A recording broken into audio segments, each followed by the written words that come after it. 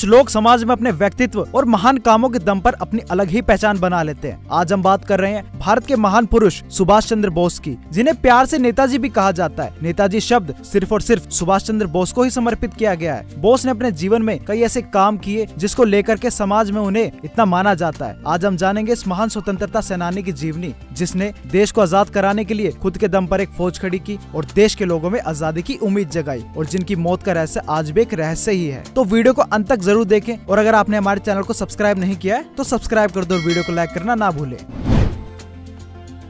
सुभाष चंद्र बोस का जन्म 23 जनवरी 1897 को उड़ीसा के कुटक में हुआ था। उनके पिताजी उस समय के एक बैरिस्टर थे जिनका नाम जानकीनाथ बोस था। बोस शुरू से ही तेज दिमाग और हाजिर जवाब थे। इसी के चलते उन्होंने अपनी 10वीं तक की पढ़ाई यूरोपियन पब्लिक स्कूल से की, जहां उन्होंने 10वीं कक्षा में दूसरी रैंक को अपने नाम किया। उसके बाद उन्होंने प्रेसिडेंसी कॉलेज में एडमिशन लिया, पर बोस तो बोस थे। उन्हें उनके देश प्रेम और बागी व्यक्तित्व के कारण 1916 में कॉलेज से निकाल दिया। उस समय देश में बड़ी तेजी से अलग अलग तरह की महामारियां फैल रही थी, जैसे प्लेग और हैजा, पर ब्रिटिश सरकार ने भारतीयों के लिए कोई भी चिकित्सक कदम नहीं उठाए थे। बोस को ये सब देखकर बहुत बुरा लगा कि ब्रिटिश सरकार ने देश से ही पैसा लूट करके यहाँ के लोगों को मरने के लिए छोड़ दिया है। वहीं जो गरीब लोग मर रहे थे और जिनका कोई परिवार नहीं था, बोस उनका अंतिम संस्कार करते थे। इन सभी चीजों को देखकर बोस के अंदर गुस्सा और दर्द पनप रहा था। साथ ही इन दिनों कॉलेज में थे। उनके इसी व्यक्तित्व के कारण से उन्हें कॉलेज के स्टूडेंट काउंसिल का हेड बना दिया गया। बोस के कॉलेज में एक प्रोफेसर थे, प्रोफेसर मिस्टर ओ, जो कि भारतीय बच्चों को बहुत पीट दिया करते थे।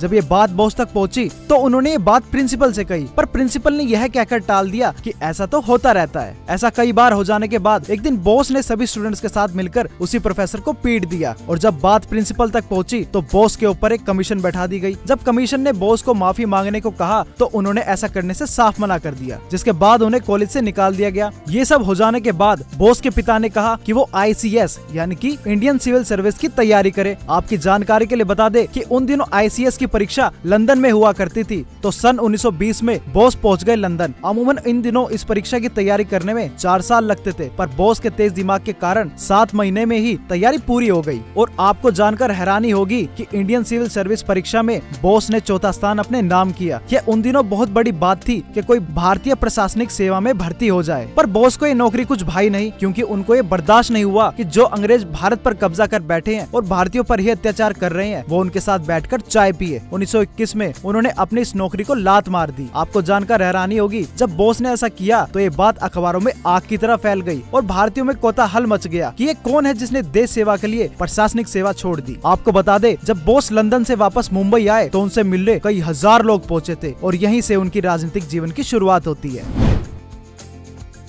देखिए, नेताजी के पास ये कला थी कि वो दूर तक का सोच सकते थे। उनको शुरू से ही देश पूरी तरह से आजाद चाहिए था, न कि किसी समझौते पर। 1921 में भारत लौटकर बोस ने महात्मा गांधी और भारतीय राष्ट्रीय कांग्रेस के नेतृत्व में चल रहे राष्ट्रीय आंदोलन का हिस्सा बनना सही समझा। देखिए, ये सभी को पता है कि बोस और गांधी दोनों ही अलग अलग विचार वाले थे, लेकिन फिर भी बोस गांधी की इज्जत करते थे। बहरहाल राष्ट्रीय आंदोलन चलता रहा। फिर आता है साल 1928। उस समय के भारत के वायसराय रहे लॉर्ड इरविन ने गांधी को भारत को डोमिनेंट स्टेटस देने के लिए तैयार कर लिया, पर बोस को ये बिल्कुल मंजूर नहीं था। जब कलकत्ता अधिवेशन में गांधी ने ये प्रस्ताव पेश किया तो बोस ने साफ मना कर दिया, क्योंकि अगर भारत एक डोमिनेंट स्टेटस देश बन जाता है तो भारत के पास आजादी तो होगी, पर देश तब भी ब्रिटेन की मर्जी से ही चलेगा। अगर देश को किसी दूसरे देश से व्यापार करना होगा तो उसे ब्रिटिश पार्लियामेंट से मंजूरी चाहिए होगी, और साथ ही ना देश के हाथ में फौज होगी। मतलब कि सारी पॉलिसी तब भी अंग्रेजों के हाथ में ही रहेगी। वहीं जब 1930 में लाहौर अधिवेशन में नेताजी ने उस समय का भारतीय झंडा फहराया तो इस बात ने पूर्ण स्वराज की मांग पर मोहर लगा दी। फिर आता है 1938। दुनिया भर में विश्व युद्ध शुरू हो रहा था। तभी बोस ने गांधी को कहा कि हमें भी अंग्रेजों के खिलाफ लड़ाई छेड़ देनी चाहिए, पर गांधी ने मना कर दिया। साथ ही उसी साल पूरे देश में कांग्रेस के राष्ट्रीय अध्यक्ष का चुनाव कराया गया और बोस उसमें जीत गए। तभी गांधी डर गए, क्योंकि बोस का दल गर्म बनता जा रहा था। जिसके बाद गांधी ने बोस से इस्तीफा मांग लिया। गांधी को वो गुरु की तरह मानते थे, तो उन्होंने इस्तीफा दे भी दिया। अब नेताजी अकेले रह गए थे और कांग्रेस का साथ भी छूट गया था। इस दौरान उन्हें 12 बार गिरफ्तार किया गया, लेकिन विश्व युद्ध के चलते उन्हें समझ आ गया था कि दुश्मन का दुश्मन दोस्त होता है, तो उन्होंने ब्रिटेन गुट के विपक्ष यानी कि जर्मनी और जापान से मदद लेने का निर्णय लिया।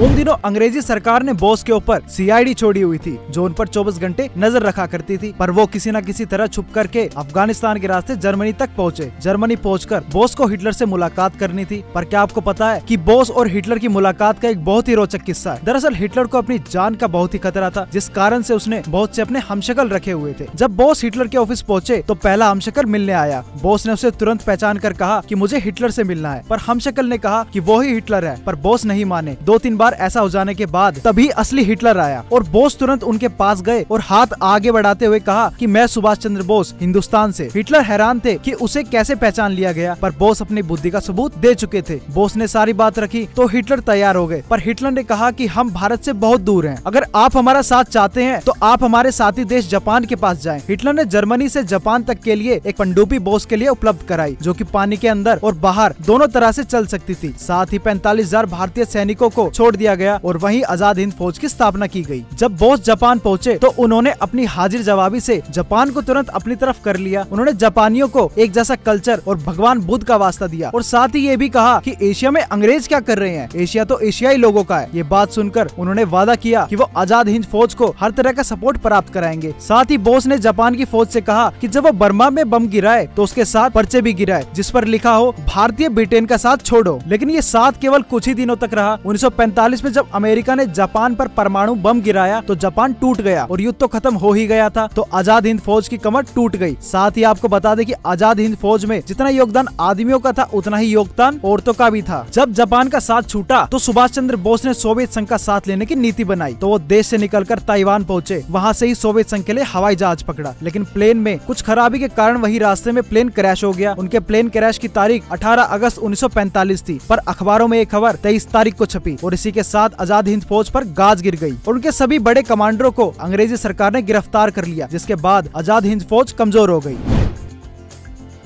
पर क्या आप जानते हैं कि बोस का जीवन जैसा रहस्यमयी रहा वैसे ही मौत भी रहस्यमयी थी। कई लोगों को लगता है कि प्लेन क्रैश की बात झूठ है, ऐसा जानबूझ करके दिखाया गया कि उनकी मौत हो गई है। वहीं कई लोग मानते हैं कि बोस फ्रांस की सीक्रेट एजेंसी में मिल गए थे, पर सबसे ज्यादा मशहूर है गुमनामी बाबा वाली कहानी, जिसके कई तरह के सबूत मिलते हैं कि गुमनामी बाबा ही नेताजी थे। और साथ ही ये भी सच है कि ताइवान में हुए प्लेन क्रैश की कोई भी आधिकारिक पुष्टि नहीं हुई है और समय समय पर नेताजी की मौत का रहस्य सुलझाने के लिए कई जांच कमीशन भी बैठाए गए, पर आज भी एक गुत्थी सुलझ नहीं पाई है। वहीं आपको बता दें कि 1956 में ब्रिटेन के प्रधानमंत्री रहे लॉर्ड क्लेमेंट एटली ने बताया था कि ब्रिटिश राज आजाद हिंद फौज के कारण से ही देश को छोड़ने पर मजबूर हुआ था, क्योंकि उनके कारण से जो भारतीय ब्रिटिश सरकार के लिए काम करते थे वो ब्रिटेन के ही खिलाफ हो गए थे और उनके लिए देश चलाना मुश्किल हो गया था। तो अब आप समझ सकते हैं कि नेताजी का क्या ही व्यक्तित्व रहा होगा। बोस ने अपना जीवन देश सेवा और समाज सेवा में ही न्यौछावर कर दिया था, तो सुभाष चंद्र बोस के लिए एक लाइक तो बनता है। इसी प्रकार की और भी जानकारी के लिए हमारे चैनल से जुड़े रहे द न्यूज़ 15।